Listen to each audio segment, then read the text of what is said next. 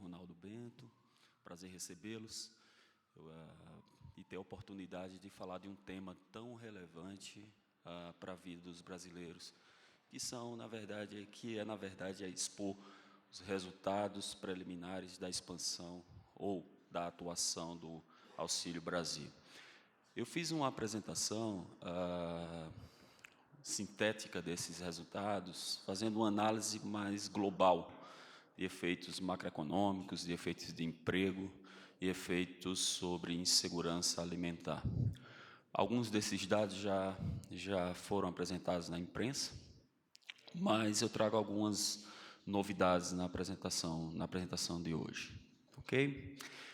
Eu quero iniciar a apresentação fazendo um grande, digamos assim, olhando o que aconteceu no mundo no pós-pandemia.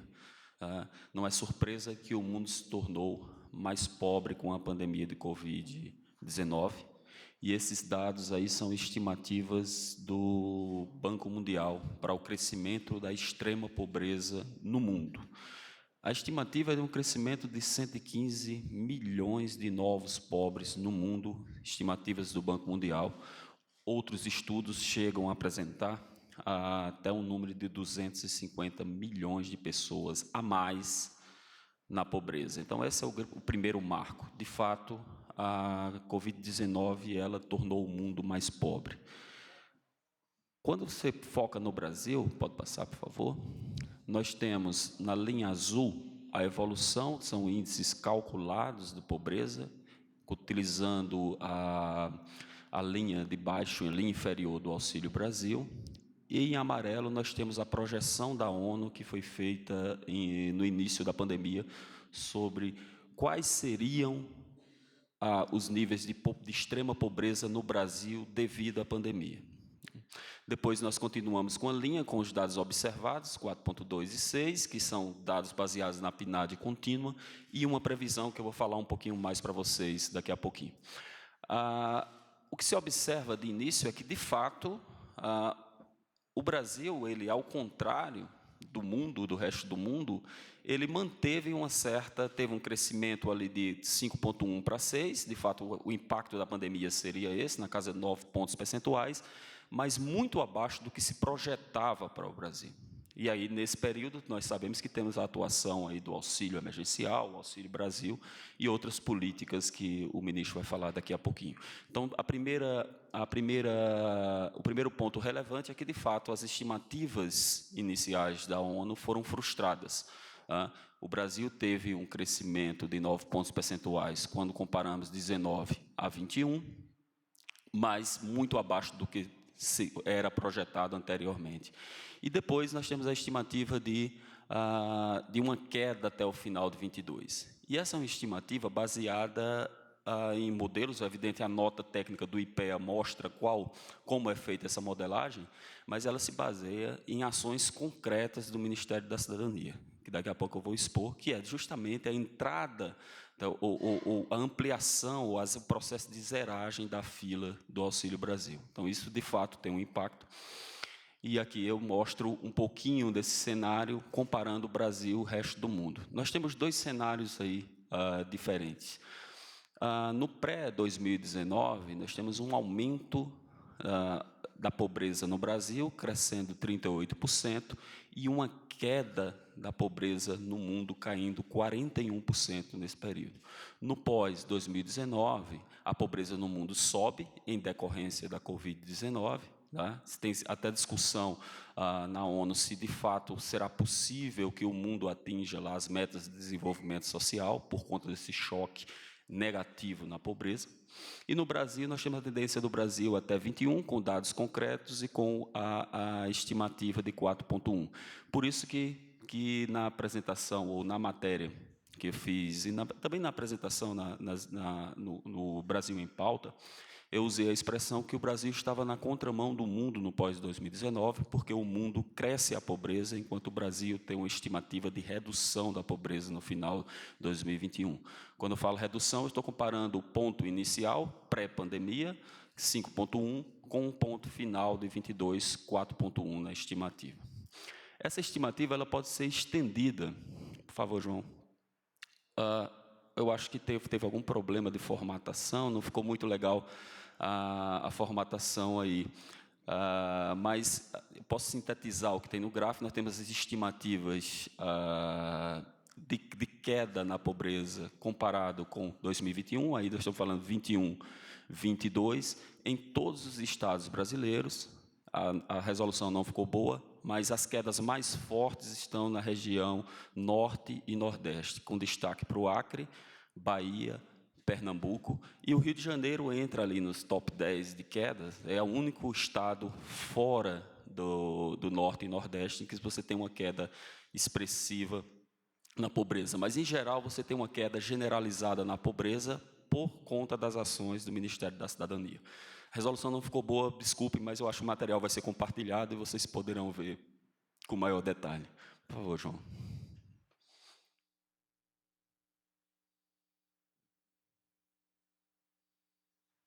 Eu ia passar. Travou um pouquinho a apresentação.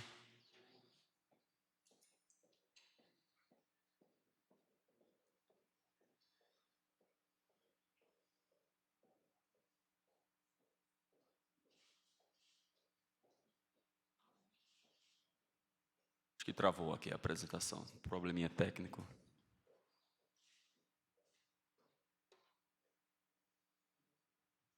Mas, enquanto vai passando, eu posso falar um pouco sobre o porquê de algumas previsões pessimistas ou de algumas observações pessimistas em relação à dinâmica social no Brasil. Normalmente, quando se pega análises feitas recentemente, se trabalha com números que não são, assim, não conversam com a realidade. Por exemplo, muitas previsões, elas se basearam em desemprego de 2 dígitos, né? Se pega previsões no início do ano, por exemplo, se dizia que para se atingir 9,5 na taxa de desocupação no Brasil, você teria que ter um crescimento de 3 anos seguidos de 3 a 3,5%. Então, isso só seria possível por conta dessa queda, uma queda continuada de 3 anos seguidos. 4 meses depois, o IBGE divulga o resultado de que a taxa de desocupação no Brasil já está em 9,3%. Então, aquilo que se colocava como algo que só seria atingido daqui a 3 anos, passa a ser atingido em 4 meses depois. Havia também algumas previsões negativas associadas a baixo crescimento do Brasil, ou até mesmo de recessão. Se nós voltarmos para novembro de 21, muitos analistas faziam previsão de crescimento econômico, na verdade, de queda na atividade econômica de 0,5. Nós já estamos com revisões de mercado e de bancos na casa de 2,5%. Então, aparentemente, você não tem uma atualização dessas previsões econômicas transmitidas para a questão social. Então, se dizia que a pobreza ela ia continuar em patamares pré-pandemia e iria se estabilizar nesses patamares, desconsiderando a dinâmica econômica, desconsiderando, por exemplo, a questão fiscal, previsões. Basta recordar e voltar 1 ano e meio, as previsões era que o déficit fiscal, ou a relação dívida-PIB, ficasse em 105%. Nós estamos com o número da Receita da Secretaria do Tesouro Nacional na casa de 76%. Então, todas essas estimativas elas foram frustradas do lado econômico, mas, aparentemente, a parte social não foi atualizada. Então, essas previsões que foram realizadas pelo IPEA, elas levam em conta não só a dinâmica econômica, como a própria atuação do Auxílio Brasil. É importante lembrar que todas as análises que saíram no início do mês consideravam dados da PNAD contínua, que foi lançada em junho, mas é relativa a dados de novembro de 21. Então, embora esse dado tenha saído só 6 meses depois, 7 meses depois, ele se refere a novembro de 21. Em novembro de 21, você não tinha ainda o processo de zeragem da fila, nem muito menos a atualização dos valores do Auxílio Brasil. Então, não se pode inferir, com base nesses números de 21, o que está acontecendo no Brasil em 22. Tá? Ou se trabalha com uma previsão ancorada em variáveis econômicas e variáveis de ação social, ou se espera o lançamento de uma nova PNAD com dados de 22. Então, foi isso que nós fizemos. Nós observamos, é possível que esse incremento, que é um incremento histórico de famílias no Auxílio Brasil, tenha impacto na pobreza? É importante lembrar que a taxa de pobreza, ou de extrema pobreza que nós estamos analisando, é simplesmente uma contagem de pessoas que estão abaixo de um determinado limiar de renda. Então, se você inclui 5,7 milhões de famílias, isso aí vai dar 13, 14 milhões aproximadamente, o ministro tem os números mais precisos, 13 a 14 milhões de pessoas, é evidente que isso vai ter um impacto na extrema pobreza. Todas essas pessoas não estão na extrema pobreza. Podem ser pessoas que entraram na pobreza, vindo de um extrato superior, ou pessoas que estão entre a linha de pobreza, de extrema pobreza e pobreza do Auxílio Brasil. Então, todos esses números não podem ser atribuídos à queda na extrema pobreza, mas certamente tem impacto nos indicadores de extrema pobreza e de pobreza no Brasil. Foi isso que foi considerado no nosso estudo. Nós consideramos esse incremento com base em dados mais concretos. Aqui a gente faz uma divisão primeiro, dos valores gastos, que por regiões. Então, na verdade, você tem até agosto um gasto adicional, comparado com o que era gasto em 2019 com o Bolsa Família, na casa de 30 bilhões de reais, somente nos 8 primeiros meses. E aqui nós temos uma divisão desses valores pagos por região, por macro-região. O Nordeste com 13 bilhões adicionais, Sudeste com 9,7 bilhões adicionais. E mais, aquele número lá de 5,1 milhões de famílias, nós vamos decompor também por estados. Então, passando aqui, nós temos aí as famílias incluídas, a maioria também no Nordeste, cerca de 2,3 milhões de famílias, e no Sudeste, 2 milhões de famílias. Então, esse processo de zeragem da fila está causando um impacto sobre a pobreza em todas as regiões e em todos os estados brasileiros. Tá? Muito se questiona também em relação ao poder de compra. Nós estamos vivendo agora, recentemente, um processo de queda da inflação, mas nós experimentamos um aumento de inflação nos primeiros meses desse ano. Então, de fato, esse incremento, esse aumento no valor, no piso do Auxílio Brasil, ele vai impactar o poder de compra dos beneficiários? Então, essa foi a pergunta que nós fizemos.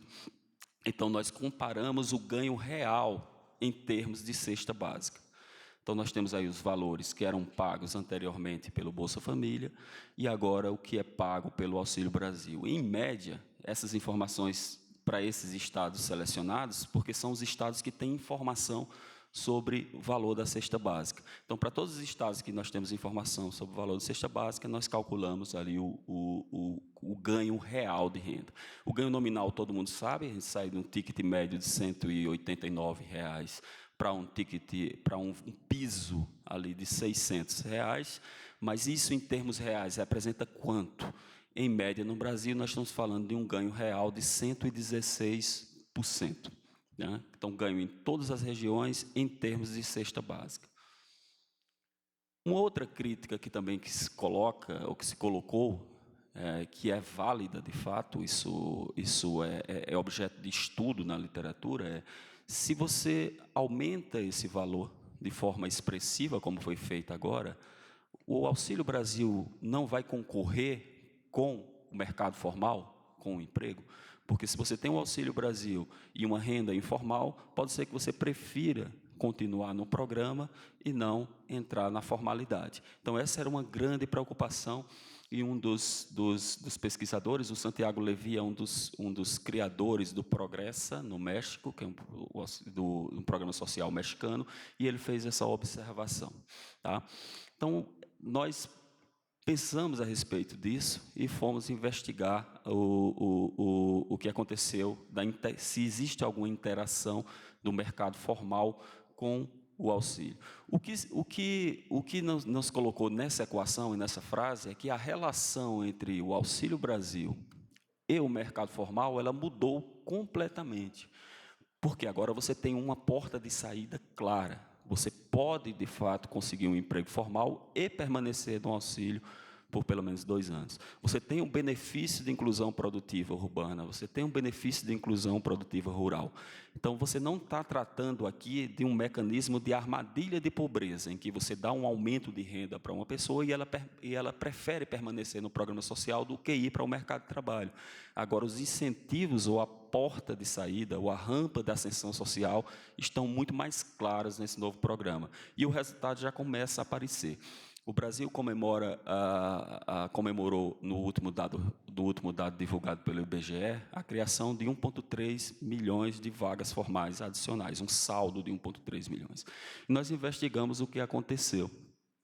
E criamos um indicador simples, que basicamente mostra que, para cada 1.000 famílias incluídas no Auxílio Brasil, você tem a geração de 365 novas vagas formais de emprego. E isso acontece em todas as regiões.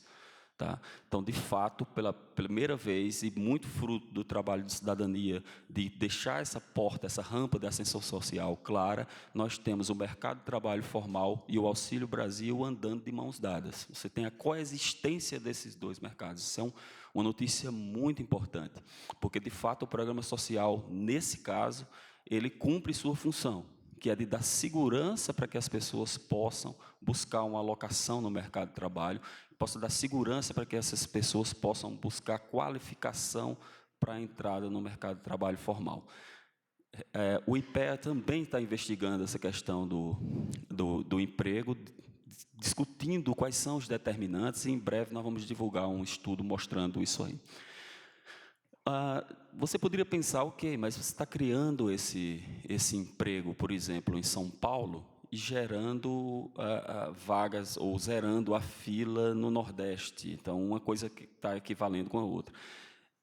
Os dados já mostram que não, embora você tenha diferenças regionais ali no peso da criação do emprego e do Auxílio Brasil, nós, com essa decomposição, nós mostramos que 33% das vagas formais estão sendo geradas em municípios com menos de 100 mil habitantes. Essa é uma notícia muito importante para a gente. Tá?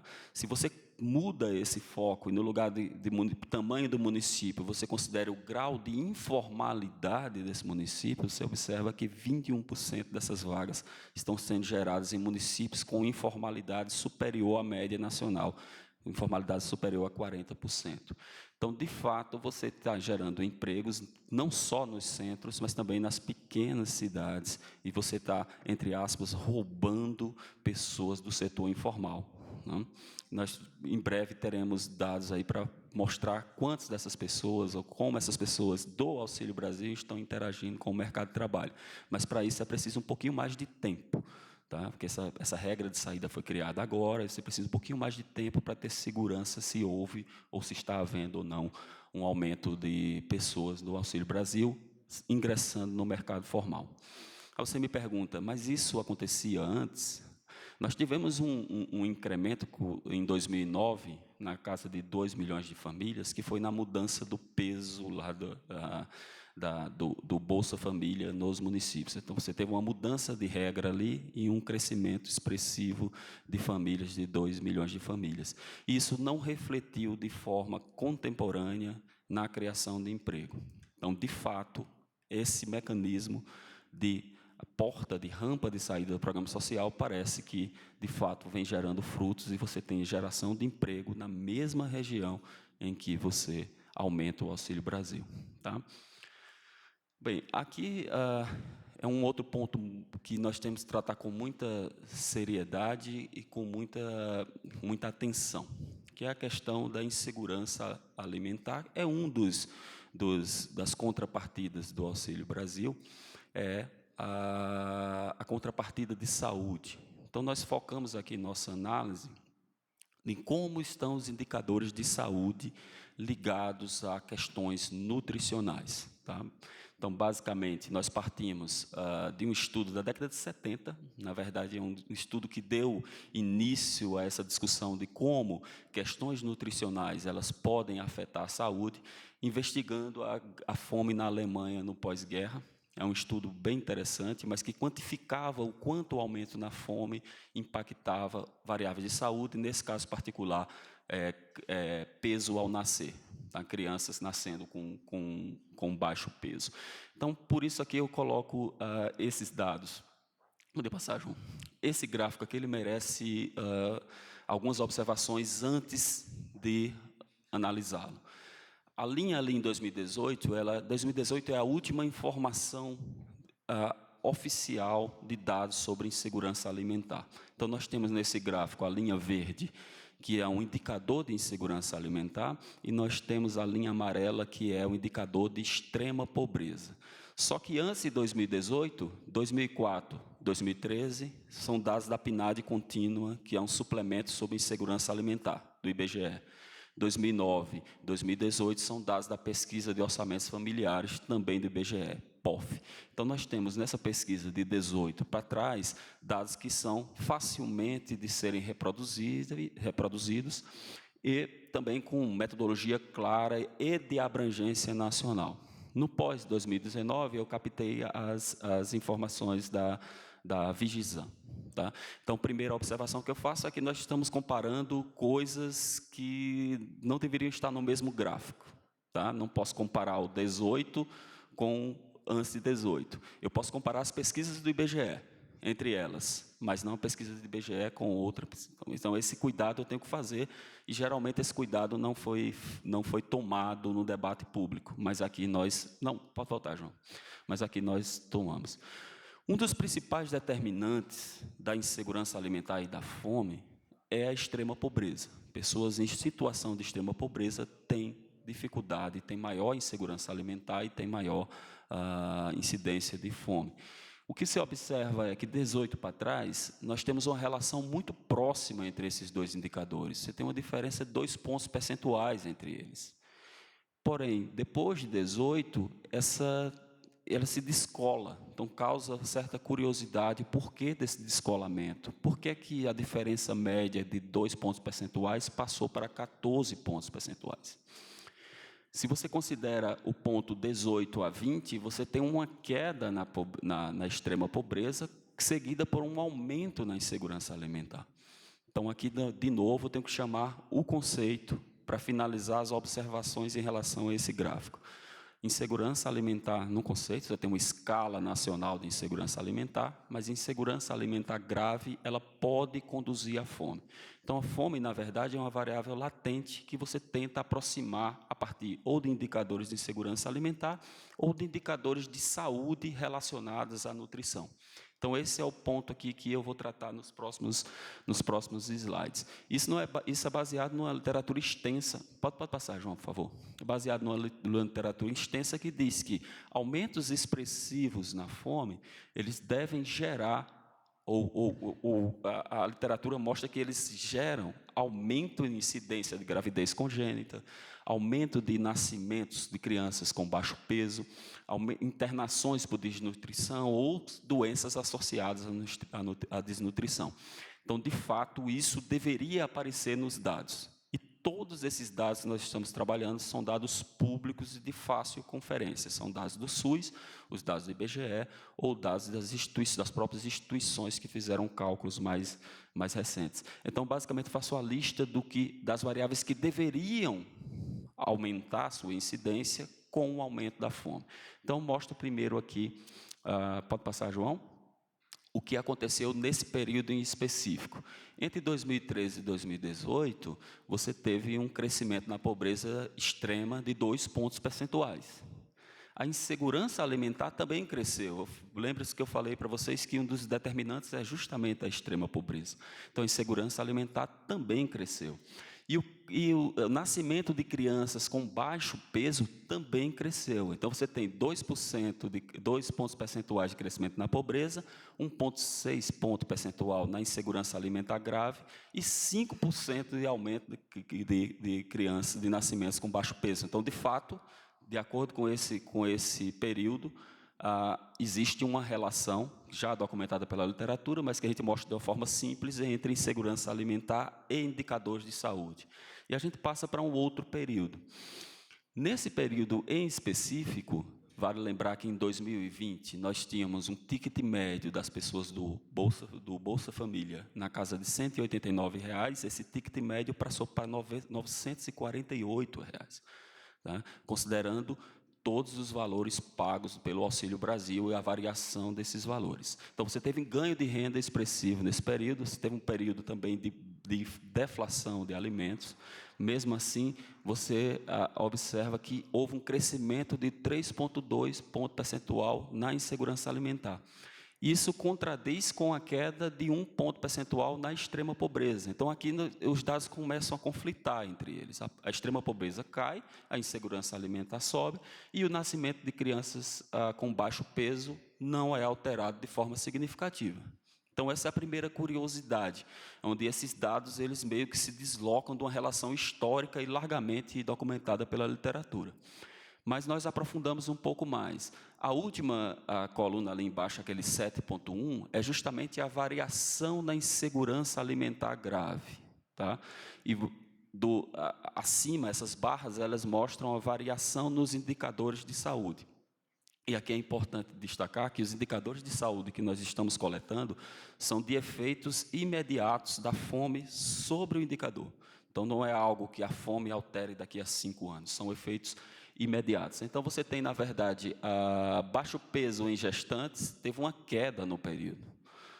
Prevalência de baixo peso em idosos, uma queda no período. E essas variações, a partir de menos 0,4 até 0,4, elas não são estatisticamente significativas. Então, não posso considerar nem que caiu, nem que subiu. Então, de fato, nesse gráfico, a gente não encontra essa associação entre crescimento na insegurança alimentar e crescimento nos indicadores de saúde que elas deveriam afetar. Pode passar, João? Doenças associadas a também desnutrição, relacionadas à fome. Você tem, nesse período em que se diz que houve um crescimento expressivo na insegurança alimentar, você tem uma queda de quase 50% no desenvolvimento devido à desnutrição. Você tem todas as doenças associadas à desnutrição apresentando queda no mesmo período em que há um aumento na insegurança alimentar. Pode passar, João? Grupos específicos, aqui a incidência de magreza cai em gestantes, adultos e idosos. Nós investigamos, em especial, gestantes e crianças, porque são o grupo que mais tem, que apresentam efeitos de aumento de doenças relacionadas à desnutrição. E você não encontra nenhuma digital desse aumento da insegurança alimentar. Pode passar, João? Você pode pensar, ok, mas isso pode ser uma média nacional, mas em termos regionais você tem alguma diferença. Não, incidência de magreza cai em gestantes em todas as regiões, adultos em todas as regiões, e idosos, o único dado que destoa ali é o do sul. Então, você tem queda em praticamente todas as regiões nos indicadores associados à desnutrição. Aqui nós temos desnutrição proteico-calórica grave, queda expressiva em todas as regiões. Aí aqui você pode fazer um ponto, dizer, olha, ok, mas grave, será que é o dado apropriado observar o grave? Ok, então vamos pegar a moderada e leve. É um anterior a isso, João? Moderada e leve, você tem queda em praticamente todas as regiões. Então, de fato, esses dados eles estão se contradizendo de alguma forma, porque você tem redução expressiva na extrema pobreza, você tem redução expressiva em indicadores associados à desnutrição, mas alguns estudos e o debate público vêm trazendo discussões relacionadas ao aumento da insegurança alimentar e muitas vezes traduzido diretamente como fome, até por uma questão de simplificação, mas não é o correto a fazer. Então, o que nós concluímos aqui é que, de fato, houve uma atuação, o Brasil atuou de forma expressiva para mitigar os efeitos da Covid-19, tanto em 20 como também nos anos subsequentes. Enquanto o mundo apresenta um crescimento da pobreza na casa de 15%, o Brasil apresenta uma queda de 24% no mesmo período. Até julho de 22, o Auxílio Brasil incorporou 5,7 milhões de famílias. Estou considerando apenas o ano de janeiro a julho de 22. Tá? O reajuste do valor na casa de 30 bi adicionais dá quase um orçamento do que se gastava anteriormente com o programa social, que era na casa de 41 bi. Tá? E esse reajuste também possibilitou ganhos reais de renda para as famílias na casa de 116%. Pode passar, João? Houve, eu acho que esse é o ponto mais relevante, uma interação harmônica entre mercado de trabalho e programa social. De fato, eles andaram de mãos dadas. Você zera a fila e na mesma localidade você também está gerando emprego formal. Isso é uma excelente notícia. Tá? Então, são 365 empregos formais para cada 1.000 famílias incluídas no Auxílio Brasil, na mesma localidade. E as boas notícias também são registradas em um dos condicionantes do programa social, que é justamente a saúde das famílias. Você não observa nenhum incremento significativo ou uma piora significativa em dados relacionados a doenças relacionadas à nutrição. Pelo contrário, você registra em na maioria dos indicadores, quedas expressivas quando você considera esse período. Então, essa é a mensagem do nosso estudo, a nossa nota técnica, que basicamente conversa mercado de trabalho, programa social e condicionantes do programa social. Então, muito obrigado.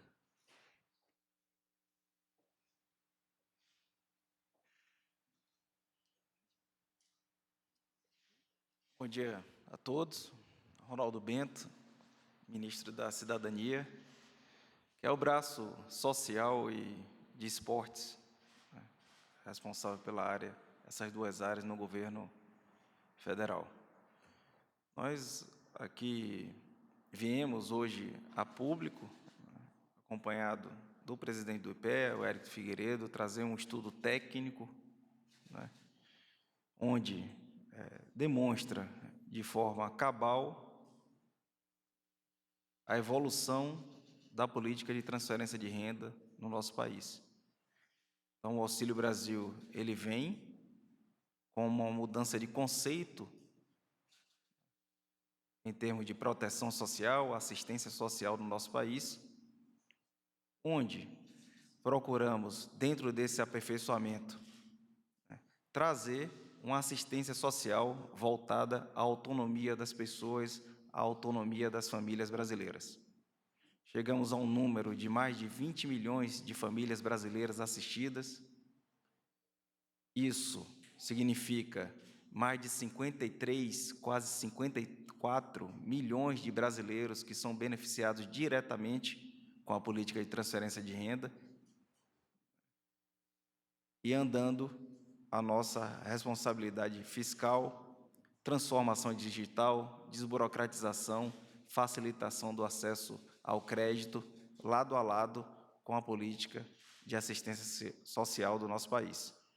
Então, os resultados, né, em tão pouco tempo, né, já refletem, né, a assertividade dessa política, dessa mudança de chave, né, essa promoção, né, essa liberdade que demos às famílias da busca por uma melhor condição de vida, trazendo ferramentas no escopo do programa, onde essas famílias se sentem, né, seguras em procurar a sua autonomia, procurar a sua melhoria da qualidade de vida. Então, era esse o propósito desde o início. Viemos de uma ação, né, exitosa durante a pandemia, com o auxílio emergencial, onde beneficiamos mais de 108 milhões de brasileiros naquele momento, né, de enfrentamento da Covid-19, e fizemos uma transição para um programa permanente de transferência de renda, corrigindo determinados gargalos que identificamos, né, a partir do momento que nos propusemos a aperfeiçoar a política de transferência de renda no nosso país. Política esta, hoje, que é alicerçada no desenvolvimento social, na promoção, no cuidado com a primeira infância e os demais beneficiários que compõem o núcleo familiar, fortalecimento desse vínculo familiar, o porque acreditamos que essa ajuda porque acreditamos que essa ajuda ela é necessária, sim, em um momento de recuperação social, um momento pós-pandemia, um momento de guerra, mas sem estar tolhendo o cidadão, a cidadã brasileira, tá certo? Da sua capacidade, da sua autonomia, da busca pela melhoria da qualidade de vida do seu núcleo familiar. Então, esse foi o nosso propósito. Então, agradeço aqui ao IPEA, assim como foram estudos do Banco Mundial, estudos do FMI, estudos da Universidade Federal de Pernambuco, né, já demonstrando, né, a assertividade da política, e a partir daí a gente tem um caminho, certo, onde o desenvolvimento econômico do nosso país anda lado a lado com a proteção social da nossa população. Então, esse sempre foi o foco, essa sempre foi a nossa premissa. Estamos aqui imbuídos dessa missão de ajudar, né, aqueles que precisam, no momento em que se precisa.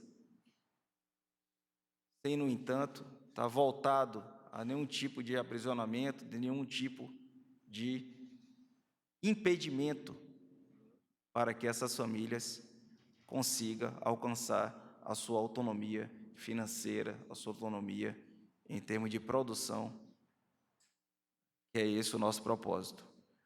É importante lembrar que no Auxílio Brasil,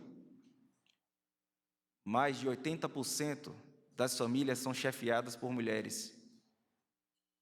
Então, são mais de 16 milhões e meio de mulheres chefes de família que hoje contam com a ajuda do governo federal. Para essas mulheres, nós trouxemos ferramentas no Auxílio Brasil, como é o caso do Auxílio Inclusão Produtiva Rural, para aquelas que vivem em uma região com propensão ao início da atividade rural. Nós trouxemos benefícios de incentivo à educação, quando a gente traz, por exemplo, uma ferramenta como Auxílio Esporte Escolar, que promove, que incentiva, que fomenta a atividade escolar, atividade física no âmbito escolar. A gente traz também uma ajuda a essas famílias, além da ajuda financeira, do incremento financeiro, a gente traz o acesso à atividade física como uma política social, como uma política de inclusão social, isso é importante que seja dito. Então, mais do que as medalhas que esses garotos, né, que essas garotas recebem ali quando vão competir no GEBS, por exemplo, que estava 17 anos sem realizar e a gente voltou a estimular, fizemos no ano passado, é tudo aquilo de atributos e de valores que o esporte nos ensina e que fortalece o vínculo familiar. Então, é uma política que tem essa visão sistêmica enquanto país e uma proteção global para as famílias brasileiras, principalmente, né, as famílias brasileiras em situação de vulnerabilidade social. Quando a gente ouve um estudo sério dizer que a cada 100 famílias que entram no Auxílio Brasil são criadas quase 37 vagas formais de emprego no nosso país, a gente acaba com o discurso da separação, dessa dicotomia que existia, onde, às vezes, a ajuda à população pobre do nosso país era encarada como um estímulo ao não trabalho. Então, quebrando essas amarras, quebrando esse paradigma, a gente ajuda a construir uma sociedade cada vez mais próspera e com justiça social, que esse é o nosso propósito. Então, agradeço a todos que ouviram atentamente aqui o pronunciamento. Tá? Colocamos o Ministério da Cidadania, o Governo Federal, à disposição para maiores esclarecimentos e convido, né, a todos a conhecer melhor as políticas sociais que estão sendo implementadas para que, a partir daí, façamos a divulgação, né, enquanto utilidade pública e ajudemos aí a todos, né, unidos, para a gente colocar o Brasil, como está sendo, né, colocado, no lugar que ele merece. Tá? Um forte abraço e agradeço mais uma vez a presença de todos aqui. Daremos início às perguntas. Convidamos Vinícius Leal, da TV Globo.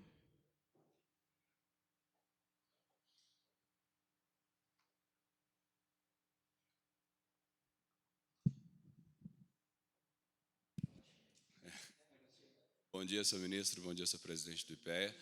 Primeiro, uma pergunta para o presidente. Essa relação ali dos 365 empregos formais criados a partir de, enfim, a cada 1.000 famílias novas contempladas no Auxílio Brasil, essa relação existe tecnicamente ali uma forma no estudo de mostrar que foi essa inserção que possibilitou a esses integrantes dessas famílias fazerem parte aí do mercado formal de trabalho?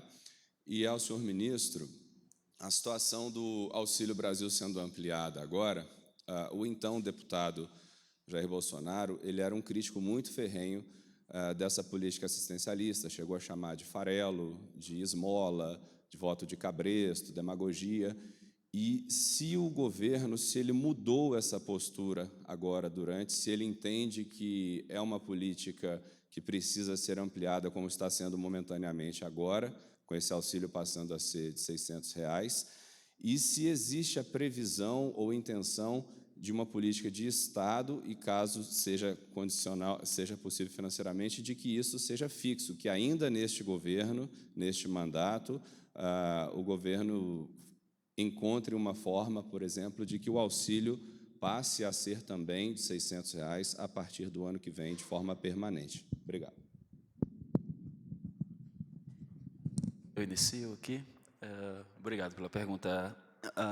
Esse dado ele não se refere exclusiva, eu não falo 1.000 famílias no programa social, 360 empregos formais, não estou dizendo que esses 365 empregos são do Auxílio Brasil, até porque a gente precisa de um tempo para verificar isso, porque a porta de saída, ou a rampa de ascensão social, ela foi instituída agora em novembro. Então, de fato, essa é uma das preocupações, nós firmamos uma parceria a semana passada, essa semana, não foi, ministro? Justamente para verificar de quantas dessas pessoas estão sendo, de fato, saindo do Auxílio Brasil para o mercado formal. Então, esse dado, na verdade, ele mostra como a dinâmica social, ela pode ser, no caso, se tudo tiver... muitas vezes se fala em aumento de gasto de forma... você pode aumentar, você pode colocar mais pessoas, mas isso tem que ser feito passo a passo. Primeiro, a economia tornou capaz, ou tornou viável, a ampliação do auxílio. E o auxílio, devido à questão da porta de ascensão, ela faz com que o mercado formal também seja puxado pelo programa social. Então, você tem uma relação de causa e efeito entre as duas coisas, né? O mercado formal possibilita a ampliação, e a ampliação ela conversa com o mercado formal, e isso vai gerando um círculo virtuoso. Então, não é exclusivo do Auxílio Brasil esses dados, tá? São da população como um todo. Vinícius, obrigado pela pergunta aí. Primeiro, deixar bem claro aqui que nosso propósito foi e continua sendo ajudar a população em situação de vulnerabilidade social do nosso país, ajudar o pobre. E é importante dizer, por isso que eu gosto sempre de falar, que acho que o ponto, né, a ser discutido do Auxílio Brasil, o principal ponto, é justamente essa mudança de conceito. Então, todos conhecem uma história, né, de uma pessoa que estava ali exercendo uma atividade doméstica, ajudando em casa, um servente, ou lá na propriedade rural que estava ali, que você ia chamar para assinar a carteira, e a pessoa falava, não assina não, que senão eu perco. Aí falava o nome do outro benefício. Todos conhecem.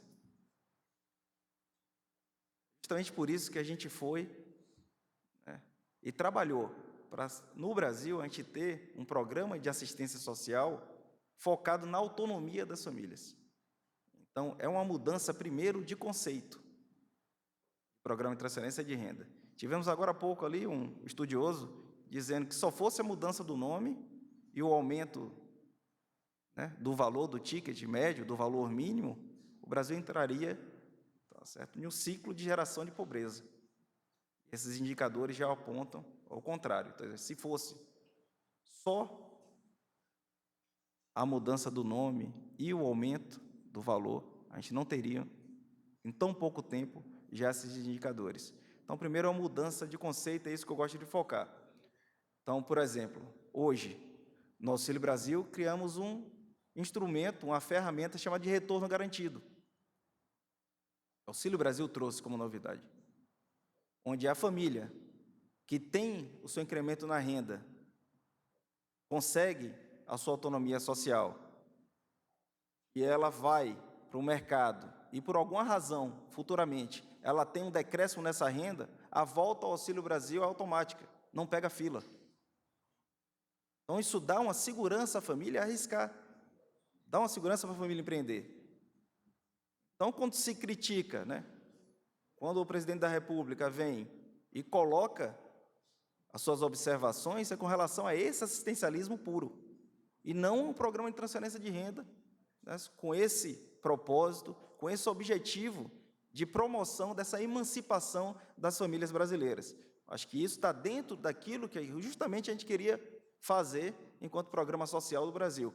Acabar com essa cisão que gerava, né, no antigo programa social, né, de estímulo ao não trabalho, de estímulo, tá certo, à não ocupação formal, e passar a ser um auxílio, uma ajuda, naquele momento, estendendo a mão amiga do Estado para aquela família que está naquela situação, e, a partir daí, né, promover, né, auxiliar na promoção dessa sua autonomia, dessa sua emancipação. Então, a gente vem com essa linha de pensamento, né, em termos de planejamento de políticas sociais. É um governo que mais investiu em política social da história do país, Vinícius. Então, uma média de 200 bilhões ano de investimento direto na nossa população. Certo? Passamos por um momento de pandemia, um momento de guerra, ou seja, fatores externos que influenciaram diretamente, e uma ação assertiva, né, acima de tudo, né, uma ação no momento exato, ou seja, foi oportuna, fez com que o Brasil hoje não tivesse um cenário de crescimento da pobreza como a gente observa nas outras nações, nos outros países do mundo. Então, isso é muito importante, né? Aliado a isso, como eu comentei, né, também acabar, né, com esse antagonismo entre responsabilidade fiscal e política social. Né? Então, não existe prosperidade para uma nação sem um crescimento econômico, né, sem um crescimento sustentável da sua economia. O primeiro que vai sofrer é justamente a população em situação de vulnerabilidade, o primeiro que vai sofrer é justamente a população de baixa renda no nosso país, e caminhamos assim a quatro mãos. Aliás, é uma outra característica muito, muito forte, é que eles observam a gente aqui, você e os demais observam aqui os ministros, eles coadunam de um mesmo pensamento, é uma unidade de propósito e de valores que faz com que o governo ele ande bastante alinhado aí nos nossos objetivos. É isso. O Auxílio Brasil, importante pergunta, até para combater alguma desinformação, né? Algumas desinformações que a gente ouve aí, um canto e o outro. Primeiro, dizer que o Auxílio Brasil é um programa permanente de transferência de renda.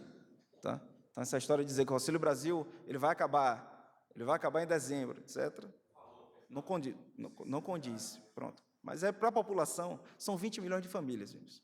20 milhões de famílias em situação de vulnerabilidade social. Então, primeiro a gente tem que dizer para essas famílias, o Auxílio Brasil é permanente, ele não vai acabar. O Auxílio Brasil começou permanente no final do ano passado, com o valor de R$ 400 mínimo. Isso é mais de 10 vezes o valor mínimo do Bolsa. Então, já iniciou dessa forma. Já iniciou a gente dando aí um patamar mínimo, né, que era de 45, né, em torno, por família, para R$ 400 mínimo. Quando a gente vai para o ticket médio, esse valor aumenta ainda mais, 223%. de aumento em cima do valor do ticket médio, mais ou menos. A partir daí, com a promulgação da PEC pelo Congresso Nacional, esse valor mínimo passou a R$ 600 até dezembro desse ano. Então, essas 20 milhões de famílias, primeiro, vão continuar a receber o benefício em 2023. 2024, 2025, vão ser o número de 20 milhões de famílias. O valor mínimo é um compromisso prioritário do governo em manter esse valor de R$ 600 para os anos subsequentes. Então, é nisso que a gente está trabalhando, né? A gente trabalhou agora no primeiro momento para zerar mais uma vez a fila. São mais de 7 milhões de novas famílias, né, beneficiadas com o Programa Auxílio Brasil. Com isso veio a necessidade também, tá certo, da emissão dos cartões, dos novos cartões do Auxílio Brasil, um cartão esse que vai alinhado com o nosso processo de democratização, né, do acesso ao crédito, com a bancarização, e esses cartões, eles trazem uma segurança maior, chip de contato, que dificulta a clonagem, é um cartão que traz novas funções, como o débito, onde as famílias podem se dirigir, né, aos estabelecimentos comerciais ali da sua localidade e executar as compras na modalidade de débito, diferente, né, do cartão contagem magnética, onde era necessário sacar o valor e ir com esse valor para a sua casa. Então, isso aí faz parte dessa visão sistêmica que a gente tem de trazer segurança, né, conforto e oportunidade para essas famílias. Quando a gente fala em mudança de conceito, é a gente entregar a essa população um cabedal de oportunidades, certo? Que passa por capacitação, que passa por esses auxílios à inclusão, que passa pelo fomento ao esporte, fomento ao ensino. Nós temos a Bolsa de Iniciação Científica Júnior hoje, né? Mais de 6 mil famílias no auxílio à inclusão produtiva rural. Então, é uma política completa de transferência de renda. Eu entendo que o foco fica muito na questão do valor, né, mínimo, mas eu tenho convicção de que a gente está avançando, modernizando em termos de políticas sociais no nosso país. Convidamos Guilherme Pimenta, do Valor Econômico. Bom dia, ministro Ronaldo. Bom dia, Eric. Ministro, queria fazer 2 perguntas para o senhor, por gentileza, sobre um assunto relacionado a isso, que é sobre o consignado para os beneficiários do Auxílio Brasil. Nas últimas semanas, os presidentes dos grandes bancos privados disseram que não vão operar o benefício por achar que ele não é o mais adequado ao público vulnerável. Então, a primeira pergunta, eu queria saber do senhor se o fato dos grandes bancos privados, como Itaú, Bradesco, Santander, não operarem, isso reduz, de alguma maneira, o impacto dessa medida.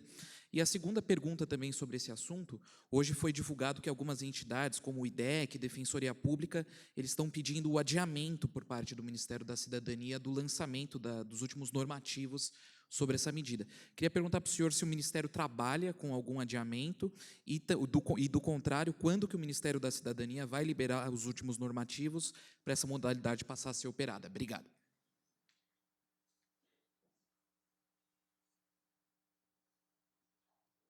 Obrigado, Guilherme. A pergunta do valor econômico, eu sabia que ia aqui um pouco diferente, mas em respeito aí à sua presença aqui, vou responder a questão aí do consignado. Então, Guilherme, primeiro, qual o objetivo nosso? Democratizar o acesso ao crédito. Premissa. Com o auxílio emergencial, nós bancarizamos grande parte dessa população. Trouxemos ferramentas que vai fazer com que essas famílias utilizem-se da bancarização, do acesso ao crédito, para fins de promoção, de ascensão, de melhoria da sua qualidade de vida. Então, esse é o objetivo. Quando você, oferece, quando você coloca à disposição dessas famílias também o direito ao crédito formal, ao crédito consignado, você está dirigindo a elas mais uma ferramenta para fins da busca dessa autonomia que elas merecem. Tá? Então, o propósito é esse, é a democratização do acesso ao crédito, democratização do acesso ao crédito formal, porque a partir daí você traz a proteção, do arcabouço formal, de defesa do consumidor para essa população, que até então está alijada dessa proteção, desse processo. Então, quando você fala de Sistema Nacional de Proteção de Defesa do Consumidor, tá certo? Você parte de um pressuposto, tá certo? Da formalização do crédito.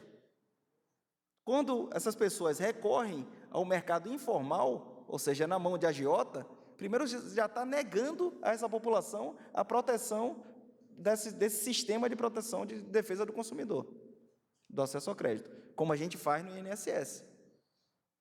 No BPC, que também a lei trouxe a possibilidade do BPC, né, que vai correr o consignado lá para essa população, as pessoas com deficiência, né, as pessoas que têm filho com deficiência, né.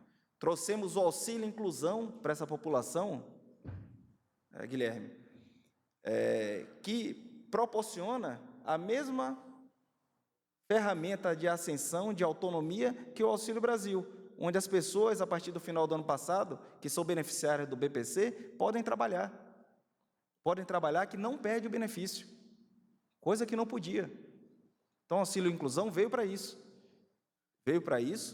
Né? A gente colocou para esse público essa possibilidade, já temos um número significativo de pedidos, né, que buscam o Auxílio Inclusão, e com isso a gente resolve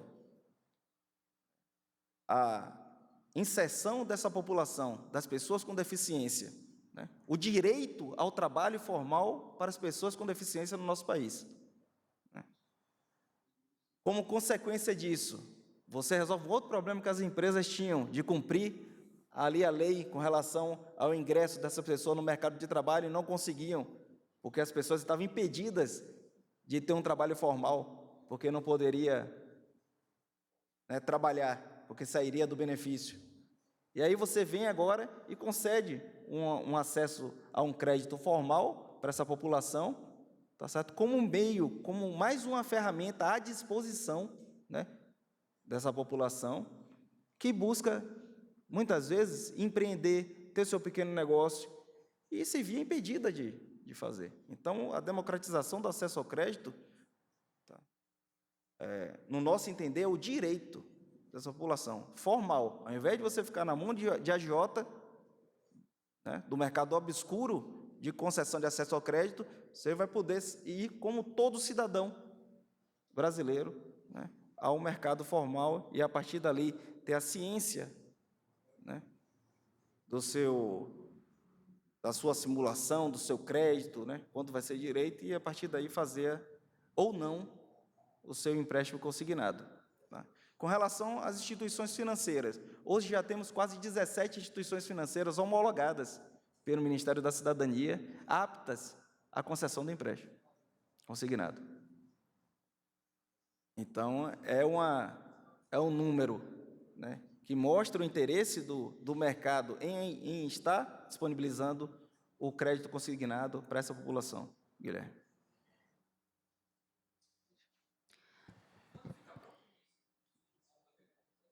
A lei foi aprovada, né? Foi sancionada pelo presidente, logo em seguida o presidente ele assinou o decreto, né? Assinando junto com o presidente, e a portaria, o sistema, né, que é todo um sistema para concessão, para habilitação, homologação dessas empresas, né, uma série de documentos também, que a gente vai usar em boa parte aquilo que já é feito lá pelo INSS. Acredito que até o início do mês que vem seja tudo regulamentado. Ministro, me permite só fazer uma observação, Guilherme, em relação à sua pergunta? Primeiro, o ministro deixou muito claro a questão da democratização do direito, né? Os beneficiários do Auxílio Brasil também têm direito a suavizar o seu consumo, coisas do tipo. Mas tem uma discussão muito importante sobre a utilização desse crédito como um mecanismo de superação da pobreza. Então, encarando isso como um microcrédito. Isso pode funcionar? Isso é uma pergunta legítima. Então, você tem pesquisadores do mundo inteiro discutindo isso, você tem um número específico dos jornais mais importantes de economia discutindo apenas microcrédito, usando muito exemplos da Índia, do acesso ao crédito, se de fato o microcrédito foi um mecanismo de superação da pobreza. Então, a gente se debruçou nesses estudos e o que se encontrou foi o seguinte: lógico que, como qualquer estudo científico, uns encontram resultados, outros não, isso aí começam a discutir metodologia, mas se esse que tem acesso ao microcrédito, não para o consumo, e sim para um investimento, para a superação da pobreza, esse resultado pode ser efetivo como um mecanismo de superação da pobreza, caso esse indivíduo do benefício social já tenha algum programa ou já tenha algum negócio pregresso. Então, a boa notícia também vem nesse sentido. Ele pode ser um mecanismo de superação da pobreza. No caso específico, isso já documentado na literatura e documentado também aqui em estudos. O IPEA tem 2 notas técnicas de avaliação, por exemplo, do programa Microcrédito Crescer, e ele mostra a efetividade para esse grupo específico na época do antigo programa do Bolsa Família. Já também pegando um gancho aqui, nas perguntas, né? Aproveitando o Vinícius e a sua. No Auxílio Brasil, essas famílias beneficiárias, né? Essas beneficiários do Auxílio Brasil, esse chefe de família, essas pessoas, eles podem constituir, né, a sua microempresa individual, sua MEI ali. Hoje, pelo portal do empreendedor, isso está bem rápido, célere, né? Um dia em média, um dia e 2 horas, um dia 3 horas, hoje já se consegue constituir uma microempresa individual no Brasil. E o beneficiário do Auxílio Brasil pode constituir uma microempresa individual, um MEI, que não perde o benefício, e não sai do Auxílio Brasil. Aí você vem com essa ferramenta, né, agora, com a possibilidade do acesso ao crédito formal, tudo isso nessa visão sistêmica, né, para fins de superação da pobreza.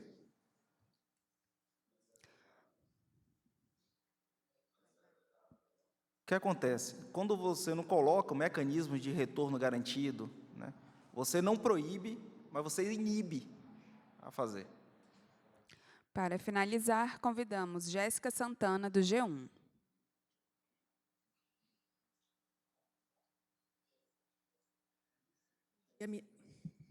Bom dia, ministro. Bom dia, presidente Eric. Na verdade, é uma dúvida com relação à fila do Auxílio Brasil, né? Vocês comentaram que foi zerada, né, do 20 milhões. Eu gostaria de saber, porque a gente sabe que o ritmo, em geral, é bastante grande de famílias pleiteando esse auxílio. Se há orçamento para que novas famílias, além de 20 milhões, sejam incluídas no programa ainda neste ano, e se vocês esperam que, com essa redução da pobreza, o ritmo de famílias solicitando o benefício caia em vista do que era antigamente. Obrigada. Obrigado pela pergunta. O objetivo nosso é justamente esse, né? É que a gente comece a avaliar a eficiência de um programa social pela quantidade de pessoas que saiam do programa, e não pela quantidade de pessoas que entrem no programa. Então, esse é um dos nossos objetivos, é um dos nossos propósitos, né? Com relação a zerar a fila, né?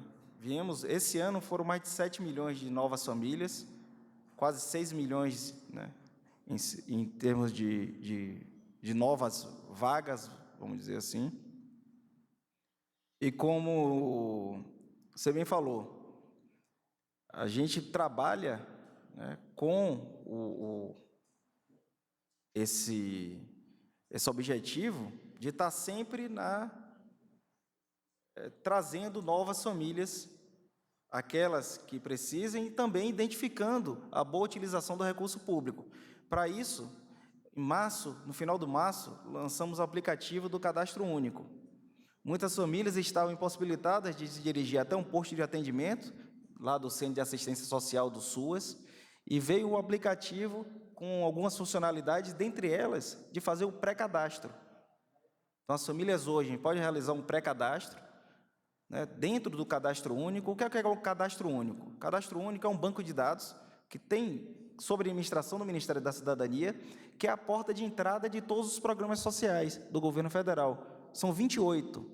Vai desde a ID Jovem até a Casa Verde e Amarela, passando por tarifa social de energia elétrica, auxílio gás. Então, para as famílias fazerem jus a esse benefício, precisam estar cadastradas no Cade Único. Então, quando a gente foi partir para a modernização do programa social, a gente verificou também a necessidade de se modernizar, aperfeiçoar o processo de cadastramento dessas famílias. Lançamos o aplicativo em março. Hoje já tem quase 4 milhões de downloads do nosso aplicativo. As famílias conseguem realizar esse pré-cadastro. A partir daí, os centros de assistência social dos municípios identificam essas famílias, identificam a necessidade dessas famílias e fazem a inclusão no programa de transferência de renda ou algum outro programa que essa família esteja pleiteando. Então, esse processo é um processo continuado, é um processo que ele vai aí, ao longo do tempo, né, continuar, ele vai se aperfeiçoando, ele vai fazendo ali as suas adequações, e ele visa principalmente isso, você tem maior eficiência no pagamento, ou seja, fazer com que recebam as famílias que realmente têm necessidade de receber o benefício, a identificação de novas famílias, para fins de concessão do benefício, como também o serviço público dos centros de assistência social seja melhor, seja mais eficiente, uma vez que, trazendo essas ferramentas de tecnologia, você diminui filas, né? Você faz com que o atendimento seja mais rápido e o atendente, o educador social, consegue até com mais tempo fazer um atendimento mais personalizado, sabendo da situação das suas famílias e orientando sobre as outras ferramentas do Auxílio Brasil que visa essa autonomia, essa superação da pobreza. Sim, temos orçamento para a inclusão de novas famílias. Agora, no dia 12, né, encerrou-se um prazo para atualização, para revisão cadastral. Essas famílias, elas têm que procurar o cadastramento perante o posto de atendimento ou por meio do aplicativo para fazer a sua atualização. E, a partir daí, a gente está trabalhando, sim, com a possibilidade de novas inclusões. Então, não é porque o prazo para atualização se encerrou no dia 12 que as famílias não podem se cadastrar, novas famílias, né? E, a partir daí, fazer a jus ao benefício do Auxílio Brasil. Agradecemos a participação de todos e está encerrada essa coletiva de imprensa.